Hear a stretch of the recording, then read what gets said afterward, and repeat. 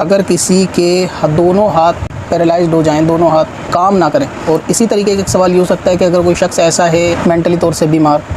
इस्तिंजा वगैरह करना या खा पी नहीं सकता खुद, इस सूरत में जो है इस्तिंजा वो है वो साकित हो जाएगा, यानी उस पर इस्तिंजा माफ़ हो जाएगा। तो अगर जैसे इस्तिंजा उस शख्स से माफ़ है, लेकिन बार बार इस्तिंजा ना करने से बंदा फिर कपड़े पहनेगा तो वो नापाक होंगे, अगर सफाई ना की गई तो बीमारी वगैरह होने का भी अंदेशा रहता है। तो अगर वो शख्स शादीशुदा है तो फिर उसकी बीवी जो है उसको इस्तिंजा वगैरह करा सकती है। लेकिन अगर बीवी वाला मामला नहीं है तो जेंट्स के साथ जेंट्स और लेडीज़ के साथ लेडीज़ इस्तिंजा वगैरह कराने के लिए अपने हाथ के ऊपर कोई दस्ताना पहन करके, जिससे सित्र जो है हाथ के ऊपर बराह रास्त टच ना चाहिए, बीच में कोई कपड़ा हाइल हो तो सित्र को देखना ना हो। इसी तरीके से गुस्ल वगैरह भी करा सकते हैं अगर गुस्ल फ़र्ज़ होता है तो। अगर वज़ू तो इसकी दोनों की निस्बत आसान है, लेकिन बिल फ़र्ज़ अगर इतनी एहतियात के बाद भी किसी शख्स का हाथ जो है वो टच हो जाए जिस्म पे या नज़र पड़ जाए जिस्म पे तो उतनी माफ़ है, क्योंकि अब ये बंदे की कुदरत से बाहर है।